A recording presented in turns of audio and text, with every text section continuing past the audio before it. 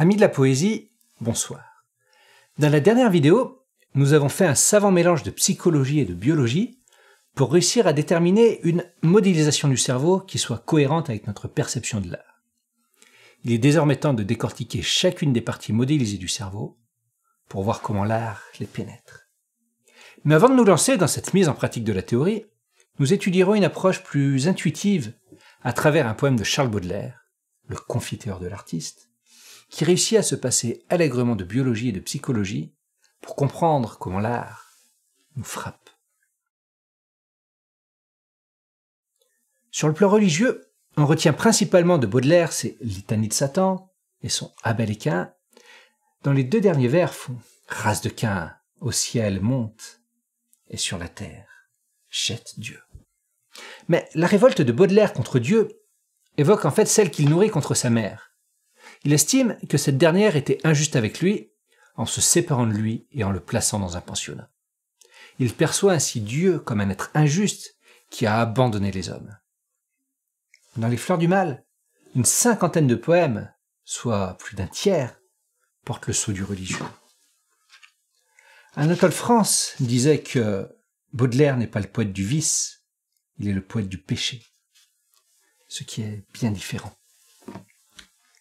Baudelaire croit en une omniprésence du mal, dans laquelle il perçoit beauté et malheur, d'où ces fleurs du mal. Son poème, De Profundis Clamavi, est une référence à un psaume d'espérance de la Bible, qui pour Baudelaire devient poème de désespoir. Dans le poème en prose, Le Confiteur de l'artiste, il fait une nouvelle fois appel à une prière. Confiteur en latin signifie « je reconnais, j'avoue, je confesse ». C'est le premier mot de la prière de pénitence que font les catholiques au début de la messe. Par cette prière, le chrétien se reconnaît devant Dieu, pécheur vis-à-vis de lui et vis-à-vis des hommes. Il sollicite son pardon. C'est de cette prière que vient l'expression « mea culpa ». Baudelaire a une démarche un peu similaire dans son Confiteur de l'artiste, qui commence ainsi. Que les fins de journée d'automne sont pénétrantes. Pénétrantes jusqu'à la douleur. Car il est de certaines sensations délicieuses dont le vague n'exclut pas l'intensité. Et il n'est pas de pointe plus acérée que celle de l'infini. Grand délice que celui de noyer son regard dans l'immensité du ciel et de la mer. Solitude, silence, incomparable chasteté de l'azur. Une petite voile frissonnante à l'horizon, et qui, par sa petitesse et son isolement, imite mon irrémédiable existence. Mélodie monotone de la houle. Toutes ces choses pensent par moi, ou je pense par elles, car dans la grandeur de la rêverie, le moi se perd vite.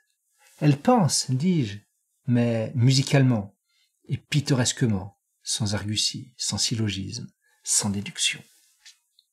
Toutefois, ces pensées, qu'elles sortent de moi ou s'élancent des choses, deviennent bientôt trop intenses. L'énergie dans la volupté crée un malaise et une souffrance positive. Mes nerfs, trop tendus, ne donnent plus que des vibrations criardes et douloureuses. Et maintenant, la profondeur du ciel me consterne. Sa limpidité m'exaspère. L'insensibilité de la mer, l'immuabilité du spectacle me révolte. Ah, faut-il éternellement souffrir ou fuir éternellement le beau? Nature, enchanteresse sans pitié, rivale toujours victorieuse, laisse-moi, cesse de tenter mes désirs et mon orgueil. L'étude du beau est un duel où l'artiste crie de frayeur avant d'être vaincu. Ce poème en prose est divisé en 4 paragraphes. Dès la première phrase, le décor est posé. C'est fin de journée d'automne où tout vire au fauve. Le sol jonché de feuilles mortes, les arbres à l'écorce brune et à la parure rousse, le soleil rouge qui radie le ciel de ses teintes creuses. Hugo et Verlaine, parmi tant d'autres, ne s'y sont pas trompés avec leurs feuilles d'automne ou leurs chansons d'automne. Et bien sûr, le chant d'automne de Baudelaire. Ces fins de journée aux couleurs fauves, avec les premières fraîcheurs qui donnent cette odeur pré-hivernale si particulière, on les voit, on les sent parfaitement. Pour peu qu'on ait un peu de sensibilité, elles en deviennent pénétrantes, pénétrante jusqu'à la douleur. C'est une sorte d'exaltation passive qui nous traverse, une fruition, un sentiment difficile à décrire, mais d'une vive intensité. Sentiment encore vivifié par la sensation d'infini. On notera que Baudelaire parle de l'infini, avec une majuscule. Sa vision de l'infini est très intéressante et complètement l'opposée à celle de Kant. Pour Kant, le beau de la nature concerne la forme de l'objet et donc sa limitation. Le sublime, lui, sera trouvé dans un objet représentant à la fois l'illimité et la notion de totalité, ce qui est impossible puisqu'il tient aux idées de la raison. Hegel, dans son esthétique, formule la pensée de Kant de façon un peu plus intelligible. Le sublime n'est renfermé dans aucun objet du monde physique. Il n'est que dans notre âme, en tant que nous pouvons avoir conscience de notre supériorité sur la nature, tant qu'elle est en nous et hors de nous. Le véritable sublime ne se trouve dans aucune forme sensible. Il n'appartient qu'aux idées de la raison. Or, celles-ci ne peuvent être exprimées par une image visible. Le sublime, en général, est la tentative d'exprimer l'infini sans trouver dans le domaine des apparences visibles un objet capable de le représenter. L'infini, par cela même qu'il est dégagé de la variété des phénomènes sensibles et révélé à la conscience comme signification invisible, sans forme, reste inexprimable dans son infinité et dépasse toute représentation prise dans le fini. C'est un sujet qui mériterait d'être approfondi, mais qui nous ferait sortir du cadre de cette vidéo. Pour Baudelaire, l'infini est justement sublimé par le cadre. Le cadre, c'est la porte de l'infini. Mais ça ne semble avoir guère plus de sens que Karl. Laissez-moi vous donner 2 exemples pour illustrer. Imaginez-nous enfermés au sous-sol, avec un soupirail qui nous laisse voir le ciel. Il nous laisse deviner l'infinité du ciel. Et le voir à travers cette petite lucarne, ça rend son infinité plus puissante encore. C'est cette puissance la pointe acérée de l'infini. Cette vision baudelairienne vaut pour les fenêtres, pour les tableaux évidemment, enchâssés dans leur cadre, et de façon anachronique. Cela vaut aussi pour le cinéma. Le cadre est d'ailleurs un terme cinématographique. Mais de façon plus inattendue, cela vaut aussi pour les yeux. Ainsi, dans son Peintre de la vie moderne, Baudelaire nous dit ceci à propos du trait de maquillage autour de l'œil. Ce cadre noir rend le regard plus profond et plus singulier, donne à l'œil une apparence plus décidée de fenêtre ouverte sur l'infini. Oui, l'œil féminin, c'est la nature sublimée, c'est la porte de l'infini, rien de moins. Mais passons au 2e paragraphe. Est-ce toujours le même paysage? Je ne le pense pas. Nous passons du fauve automnal au cérulien maritime. La chasteté de l'azur ne saurait se salir du vermeil d'un soleil crépusculaire. Ne nous méprenons pas. Un coucher de soleil sur une étendue maritime est un spectacle splendide, d'ailleurs souvent sublimé par le peintre Henry Turner. Ce n'est simplement pas celui décrit dans ce paragraphe. Le panorama de Baudelaire est toujours avec peu de mots très facile à imaginer. Le ciel azuré, la mer écumeuse qui s'étend à perte de vue, et même une petite voile achevant ce camailleux de blanc et de bleu. Je parlais d'infini. Le ciel et la mer, c'est l'infini par excellence. Et ce paysage, toutes ces choses, ce paysage, il pense par Baudelaire. Ou alors, c'est Baudelaire qui pense par le paysage. Mais l'un ou l'autre, il pense sans mots, par la seule musique de l'instant. Baudelaire met là le doigt sur quelque chose d'extraordinaire, ce concept de pensée sans mots. Le langage, c'est la base de la pensée. Je pense, donc je parle, intérieurement en tout cas. C'est d'ailleurs le cœur du 3e paragraphe, ces pensées sans mots, qui s'élancent du paysage, qui sortent du poète et qui deviennent trop intenses. Je relis ce paragraphe.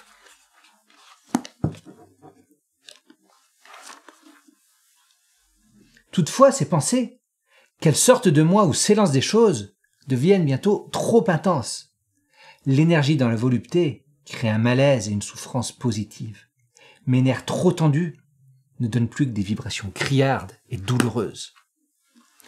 Je fais une 12aine de vidéos sur l'art pour en comprendre son sens. Et Baudelaire, en un simple paragraphe de 3 phrases, réussit à mettre le doigt sur le sens profond de l'art.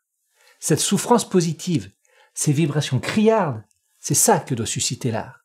C'est toute la différence entre une chanson triste qui nous rend un peu nostalgique et une vraie œuvre musicale qui nous poignarde les entrailles. C'est toute la différence entre une belle illustration qui retient notre attention et un chef-d'œuvre de peinture qui nous frappe directement au cœur jusqu'à en perdre la notion de tout. C'est toute la différence entre un roman trépidant qui nous tient en haleine et un poème qui nous fait comme exploser le crâne. Le spectateur attentif aura noté que je parle de poignarder les entrailles, de frapper le cœur, de faire exploser le crâne, les tripes, le cœur, le cerveau. Je vais y revenir. Finissons d'abord ce poème en prose. Le dernier paragraphe ne parle plus de l'art, mais de l'artiste. Mea culpa, mea culpa, mea maxima culpa. Je ne suis pas assez grand poète pour pouvoir rivaliser avec la nature. Le voilà, le confiteur de l'artiste. Mea culpa, mea culpa, mea maxima culpa. J'ai tant d'orgueil que je continue de vouloir rivaliser avec la nature. Et tant pis si de ce combat je serai éternellement vaincu. À quoi bon créer alors, si on est de toute façon toujours perdant face à la nature? Camille Saint-Saëns, le compositeur, avait écrit le poème Modestie, qui enfonce encore un peu plus le clou, et dont voici un extrait. Plus d'un croit sa victoire, n'étant pas très érudit. À qui connaît mieux l'histoire, tout orgueil est interdit. Tu pensais, triste éphémère, atteindre au comble de l'art. Poète, regarde Homère, ou musicien, Mozart. Ne va pas, toi qui m'écoutes, en prenant des airs narquois, t'aventurer dans des joutes avec les grands d'autrefois. Tu te verrais, pauvre athlète, aussi faible qu'un enfant qui prendrait une arbalète pour combattre un éléphant. Allons encore un peu plus loin en citant un extrait de la 16e fantaisie de Théophile Gautier.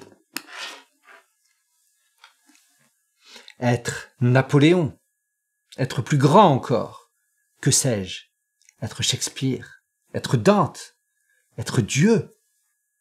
Quand on est tout cela est bien peu. Le monde est plein de vous, le vide est dans votre âme. Mais qui donc comblera l'abîme de ton cœur?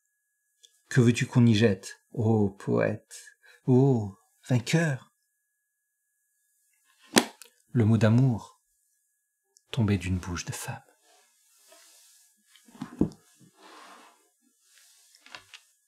Quand, dans une interview, on a demandé au chanteur du groupe Motörhead pourquoi il faisait de la musique, il avait répondu que c'était pour enrichir sa vie sexuelle. Bon, il l'avait formulé de façon un peu plus vulgaire, mais l'idée est là. Et l'idée n'est pas très loin de celle de Théophile Gautier. Mais je m'écarte un peu trop du sujet. Revenons à notre perception de l'art. Les tripes, le cœur, le cerveau. L'œuvre doit nous frapper dans ces trois endroits à la fois pour être œuvre d'art. Mais ça reste peut-être un peu flou à visualiser. Revisitons nos trois parties du cerveau triunique. Le cerveau reptilien, c'est lui qui nous fait taper du pied quand on entend une musique entraînante.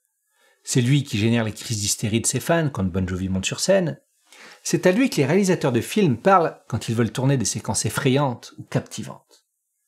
Un bon exemple de création s'adressant au cerveau reptilien serait cette célèbre scène du film The Shining, réalisée en 1980 par Stanley Kubrick. Cette scène retranscrit parfaitement cette sensation d'être traqué, d'avoir peur pour sa vie. On reste enfermé avec Wendy dans cette salle de bain, tandis que l'on voit Jack arriver, complètement fou, une hache à la main, capable ni de l'empathie du système limbique, ni du raisonnement de son néocortex. C'est le cerveau reptilien prenant le dessus. La caméra reste pendant plus de 20 secondes cadrée sur une Wendy terrorisée, prise au piège, tandis que la porte se fait détruire à coups de hache.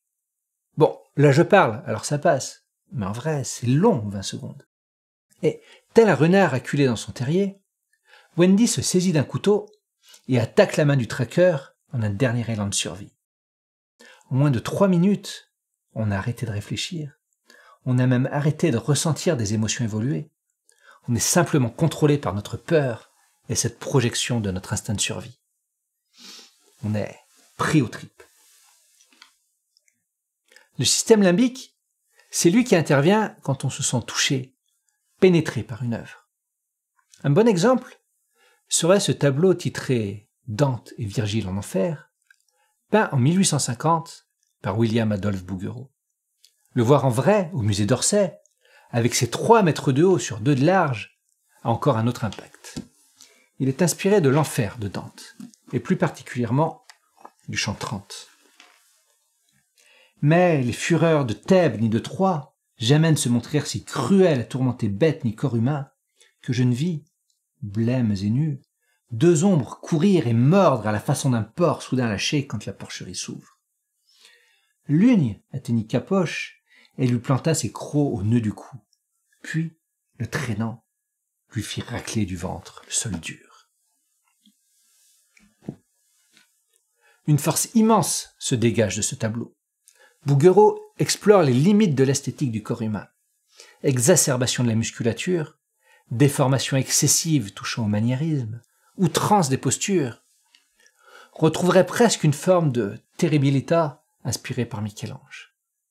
Mais elle n'en a ni besoin de cette analyse, ni comprendre de quoi traite le tableau. Sa force intrinsèque suffit. Il parle à notre système limbique. Il parle à notre cœur. Le néocortex tient de l'intellectualisation. Une œuvre faisant entrer en scène cette partie du cerveau serait par exemple cet extrait de À rebours de Joris Karl Huysmans, paru en 1884, et dont le contexte est le suivant. Un esthète et misanthrope fini apprend qu'il est très malade parce qu'il a choisi de se couper du monde. S'il veut guérir, il lui faut retourner dans la société. Enfoui dans son fauteuil, il ruminait maintenant sur cette expresse observance qui bouleversait ses plans, rompait les attaches de sa vie présente, enterrait ses projets futurs. Ainsi, sa béatitude était finie. Ce havre qui l'abritait, il fallait l'abandonner, rentrer en plein dans cette intempérie de bêtises qu'il avait autrefois battue. Les médecins parlaient d'amusement, de distraction. Et avec qui? Et avec quoi voulait-il donc qu'il s'égayait et qu'il se plût? Est-ce qu'il ne s'était pas mis lui-même au banc de la société? Est-ce qu'il connaissait un homme dont l'existence essayerait, telle que la sienne, de se reléguer dans la contemplation, de se détenir dans le rêve? Est-ce qu'il connaissait un homme capable d'apprécier la délicatesse d'une phrase, le subtil d'une peinture, la quintessence d'une idée? Un homme dont l'âme fut assez chantournée pour comprendre Mallarmé et aimer Verlaine, Où? Quand? Dans quel monde devait-il sonder pour découvrir un esprit jumeau, un esprit détaché des lieux communs, bénissant le silence comme un bienfait, l'ingratitude comme un soulagement, la défiance comme un garage, comme un port? Dans le monde où il avait vécu, avant son départ pour Fontenay, mais la plupart des hauts bureaux qu'il avait fréquentés avaient dû, depuis cette époque, se déprimer davantage dans les salons, s'abêtir devant les tables de jeu, s'achever dans les lèvres des filles. Il n'est là ni question d'instinct primaire, ni même d'émotion profonde, simplement d'un texte. Au-delà de la forme, pourtant sublime, au-delà des mots, c'est le sens du texte lui-même qui nous parle, qui parle à notre néocortex, à notre cerveau. Permettez-moi d'enfoncer encore le clou et de parler de musique. La musique est certainement la forme d'art la plus abstraite, la plus immatérielle, et de façon surprenante, la forme d'art qui nous pénètre le plus facilement. Il est d'ailleurs assez amusant de voir comment la musique que la radio nous a imposée dans notre adolescence laisse de profondes marques sur nos goûts musicaux et nous fait donner des jugements de valeur, parfois discutables. Quelqu'un ayant grandi dans les années 70 clamera haut et fort que le disco était quand même bien plus intéressant que la soupe des années 80. Les tenants des années 80 mépriseront la dance insipide des années 90.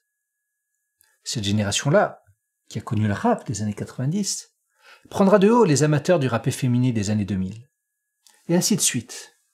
Alors que bon, en pratique, honnêtement, entre Born to be Alive, Funky Town,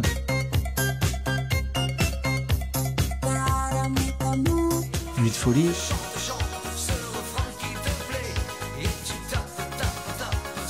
The Rhythm of the Night, Barbie Girl, Diamonds. Si on a envie de danser, autant mettre Tower of Power de Maceo Parker. Pourtant, le spectateur, selon sa génération, trouvera certaines chansons qualitativement meilleures que d'autres. Et avec un niveau un peu plus élevé, ça marche de la même façon, en citant les Beatles, les Stones, Queen, Toto, Noir Désir et les Red Hot Chili Peppers, ou encore avec Public Enemy, I.Am ou Orelsan. La musique est une très puissante Madeleine de Proust. Mais revenons-en à notre cerveau très unique. Avec un léger soupçon de mauvaise foi, on pourrait réussir à appairer musique populaire avec cerveau reptilien, musique classique avec système limbique et musique savante avec néocortex. Voici l'illustration. Quand je dis musique populaire, ça englobe tout autant les tubes des années 80, les joueurs d'accordéon ou de violon irlandais, les groupes de thrash metal, les rappeurs et mille autres choses encore. Si la musique populaire nous prend aux tripes, nous donne envie de danser et d'exulter, c'est parce qu'elle parle avant tout à notre cerveau primitif. Par exemple, cette reprise d'Aretha Franklin, interprétée par Jennifer Batten, le guitariste de Michael Jackson.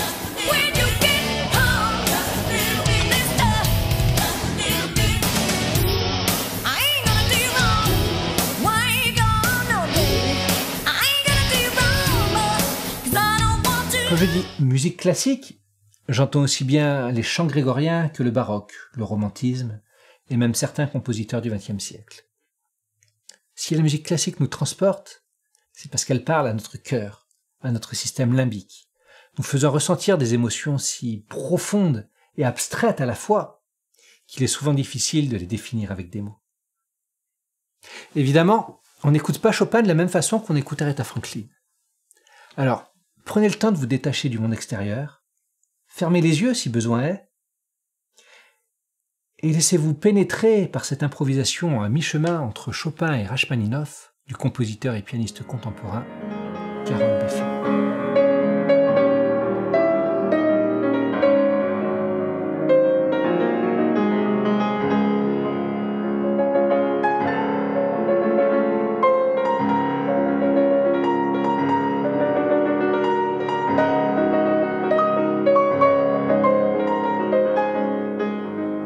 Enfin, la musique savante contemporaine, désireuse de sortir du modèle tonal pour explorer d'autres choses, parle à notre néocortex. Il n'est plus question de profondeur ou d'émotion, ou en tout cas beaucoup moins, mais d'exploration, de recherche, presque de recherche scientifique. C'est Xenakis et sa musique stochastique, écrite uniquement à partir de formules mathématiques générant des notes et des silences aléatoires. C'est le sérialisme de Boulez, n'utilisant qu'une seule et unique suite de 12 sons. C'est le bruitisme de Russolo qui met en harmonie des bruits. Évidemment, là encore, ça ne s'écoute pas de la même façon qu'Aretha Franklin ou Frédéric Chopin. Toutes ces musiques-là ne parlent pas tant aux tripes ou au cœur qu'au cerveau. Elles n'ont d'intérêt que si l'on comprend leur démarche et leur intention. Elles doivent être intellectualisées. Bien sûr, une œuvre, qu'elle soit musicale ou pas d'ailleurs, devrait dans l'absolu parler à la fois aux tripes, au cœur et au crâne, dans une sorte d'explosion totale de l'être, nous important dans un autre monde, dans une autre réalité. Certaines œuvres y arrivent, d'autres non. Mais celles qui sont le plus proches de l'échec complet sont celles qui arrivent à parler aux tripes ou au cerveau sans réussir à parler au cœur. Si vous vous souvenez de la vidéo précédente, il y avait 4 circuits neuronaux. Celui de la survie, le circuit émotionnel, le sémantique, et enfin le circuit socio-sexuel, les tripes, le cœur, le cerveau et les couilles. Ce circuit socio-sexuel s'intègre différemment parce qu'il intervient non pas dans la perception de l'œuvre, mais dans sa création. Dans une Chine confucéenne, par exemple, on peut avoir inventé la poudre à canon et la boussole 1000 ans avant tout le monde, mais ne pas avoir même l'idée de s'en servir pour aider à la navigation ou pour fabriquer des canons. Parce que de telles inventions sont révolutionnaires et, mises en pratique, iraient à contre-courant du flot humain. Et en Chine, aller à contre-courant, on n'aime pas ça. En Europe, c'est le contraire. On aime faire preuve d'audace, de créativité, et notamment dans l'art. Et un art sans couilles, C'est un art qui abandonne son audace pour se plier au zeitgeist de son époque. C'est quelque part bien de vivre et de créer dans l'air du temps. Le public nous suit, nous comprend, on a accès à tous les salons feutrés de la bourgeoisie, et mieux encore, on gagne de l'argent. En tout cas, quand on réussit, on en gagne. Mais est-ce vraiment là ce qu'un artiste devrait rechercher? Le confort, la consensualité et l'argent? D'ailleurs, en parlant d'argent, ce sera le sujet